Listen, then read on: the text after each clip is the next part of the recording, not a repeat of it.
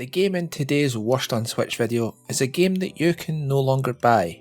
It was removed from the Nintendo eShop almost as quickly as it went up. Not because it's a bad game, but it is a bad game. It plays bad, it runs bad, the hit detection when you're actually trying to fight things is terrible, but there is another reason it was removed from the eShop, one that we'll get to at the end of this video. This is Final Sword. Now, I'm not even going to do an M Classic comparison on this because it's not worth it. It is really not. What you see is what you get from this, and this has been recorded through my M Classic in general, so you're going to see some upgrades, I suppose is the word I should use, but at the same time it's really not. Now, with this there has been some effort in places and then no effort in others. If you look at the fence posts and the cobblestones that are used to build the houses, there's been some effort with the textures on those. But then you look at the ground and the mountains and the trees, and it's as if they just ran out of motivation for this game. It does look absolutely terrible, and I do actually think that this game, although it did start as a mobile game I'm sure, is what is known as an asset flip, where they get a lot of pre-made assets, throw them into whatever engine this was made in, and then sell it off as their own thing. Now, the reason I'm getting to that conclusion is some of them look nice, some of them don't. A lot of them don't. And there's really not much else I can say on that, but this game is probably one of the worst looking games on the Nintendo Switch. Now, I play a lot of games that don't exactly stand out graphically, but even then they have an art style that they follow and they're at least modelled properly. The characters in this just do not look good at all. Now, aside from how it looks, which is bad, gameplay for this game is also terrible. You have a chain of 3 light attacks or a chain of 4 heavy attacks. But as I said in the intro, the hit detection for this is terrible. It's not tied to your sword. It's tied to the animation that the sword creates once you've actually attacked. I'll try and get a little thing here where it shows you. You should see a little swirl coming from the sword attacks.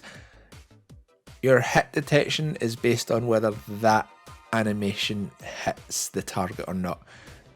So you're going to have a lot of trouble actually battling some enemies in this, as you will see with the boss that I'm fighting right now. Now, a lot of my hits missed this, and they really shouldn't have, because I was standing right next to it and swinging my sword, but because that little swirly animation didn't make contact with the enemy, I didn't do any damage. This is probably one of the worst games I have ever played.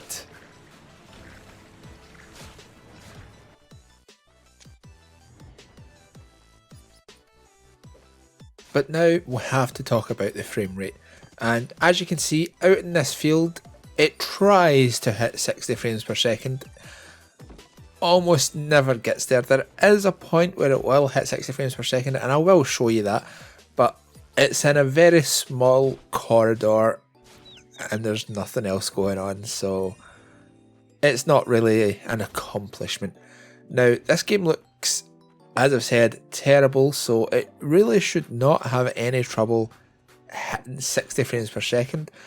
I'm not sure exactly why it's running so bad, but there's obviously optimization issues with this, and it's just terrible all around. I mean, here it's hitting 60 frames per second and then straight back down. So, yeah, there's really nothing you can do, but let's look at that boss fight again, because that's where it gets really spicy. Okay, so as we're approaching this boss again, you can see that the frame rate does hit 60 again, but as soon as anything happens, it just goes straight back down, and then we hit this waterfall. Now it's going back up, but wait till you see what happens. Already we're all the way down. Anytime we're looking in this direction, it's just not going to be working at all. And at this point, the lowest it goes is 11 frames per second, I think. So, as you can imagine, fighting this boss while looking at the waterfall is not going to be a fun experience at all. But let's get away from that.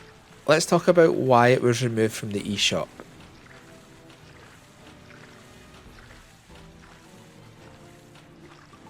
Thanks.